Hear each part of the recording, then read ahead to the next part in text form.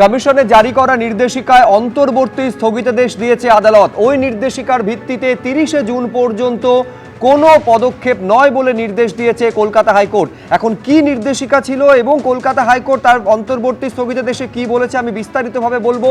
যেখানে বলা হয়েছে কেউ অপরাধ করলে আইন অনুযায়ী পদক্ষেপ নিতে পারবে পুলিশ।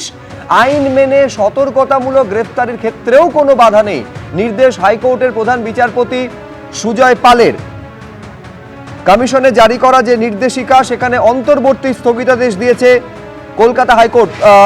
সৌভিক মজুমদার আমাদের প্রতিনিধি আরো বিস্তারিত বলতে পারবেন। সৌভিক, দেখো, গতকাল নির্বাচন কমিশনের তরফ থেকে যে নির্দেশিকা দেওয়া হয়েছিল সেই নির্দেশিকার উপর আপাততভাবে 30শে জুন পর্যন্ত অন্তর্বর্তী স্থগিতাদেশ বহাল থাকবে। অর্থাৎ নির্বাচন কমিশনের এই যে নোটিশ রয়েছে বা নির্দেশিকা রয়েছে সেইটা 30শে জুন পর্যন্ত কার্যকর করা যাবে না। এই নির্দেশ কলকাতা হাইকোর্টের মহামান্য প্রধান বিচারপতি দিয়েছেন। কিন্তু তার পাশাপাশি তিনি বলেছেন কেউ যদি কোনো অপরাধ করেন সেক্ষেত্রে আইনে যে সংস্থান আছে সেটা অনুযায়ী পুলিশ পদক্ষেপ করতে পারবেন এবং কাউকে যদি সতর্কতামূলক আটক বা গ্রেফতারি করতে হয় সেক্ষেত্রেও যা সংশ্লিষ্ট আইন রয়েছে সেই আইন অনুযায়ী পুলিশ প্রশাসন তারা পদক্ষেপ করতে পারবেন। সেই অধিকারও কিন্তু একেবারে সৌভিক, তুমি সঙ্গে থাকো।